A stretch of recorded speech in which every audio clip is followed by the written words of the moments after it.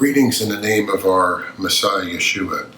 As we're all quite aware, this has been a very strange several weeks. I thought it would be good to kind of recap, at least from my perspective, what's happened. I think about 3 weeks ago, what was strange is, one person in the NBA came down with COVID-19, and then all the games were canceled for a while. And I think some other major sports followed suit. Then on March 13th, the president declared a state of national emergency. There were no major gatherings anymore. Restaurants and bars were closed to dining in.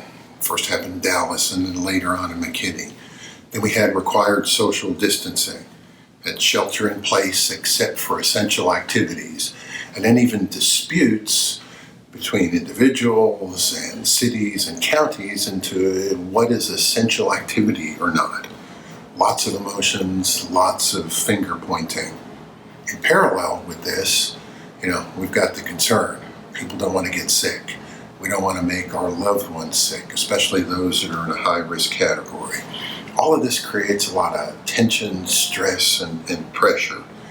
Now, my job is considered essential, and I need to go to work. Most of what I do can't be done from home. I can spend about a day at home, but that's about it. And the environment at work, where it's kind of nice in some ways, it's bad, because you got more risk of being exposed, but it does provide some normal sense. But the work environment's different. Meetings are all but virtual now. People are constantly washing hands, using hand sanitizers and wipes, staying 6 feet apart. Things that over a month ago, a person that did that would have been considered to have a phobia or something worse, right? And now we're all behaving that way.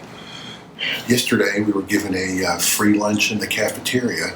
But in order to get that, the lines, there was tape on the floor, 6-foot intervals. Everybody had to stay spaced 6 foot. As you went in, they gave you a wipe to wipe your hands with to make sure you weren't going to contaminate anything.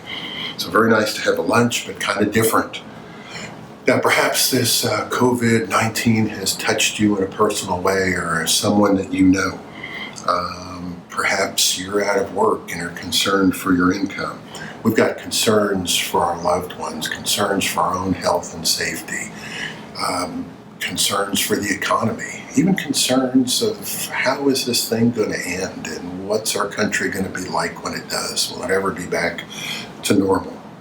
Now, if we focus on all of that, it's kind of a bleak thing to do.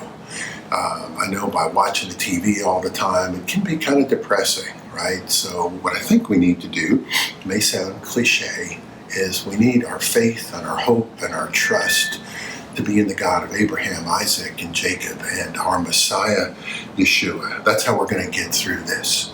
So from Romans 1:10, we see that faith comes from hearing, and hearing through the word of Messiah. So spending time in the Word of God is not just a nice thought or a good idea, it's essential. Today, it is essential. We need to spend time in the Word of God. Hebrews 4:12 tells us, "For the Word of God is living and active and sharper than any two-edged sword, piercing to the division of soul and of spirit, of joints and of marrow, and discerning the thoughts and intentions of the heart."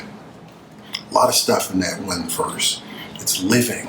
It's not a dead book written by a bunch of dead people. It's a living, active book by the Spirit of God. It's discerning. It can help us discern our attitudes, whether our attitudes or our thoughts or reactions are proper or not.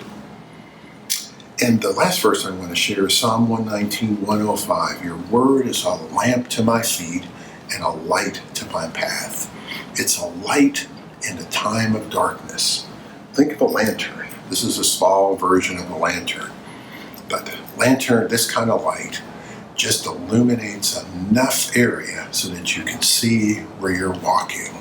You can see so you don't trip over a tree root or a rock or something like that. It's a light to your path. So the Word of God is a light in this dark time, a light to illuminate you where you need to go. So spend time in the Word of God. with all the voices out there, all the stuff going on, how are we going to know what's right, what the proper reaction is, and so forth, unless we spend time in the Word of God? Think of it as food for your new nature. Shalom, and be blessed, and encourage someone today.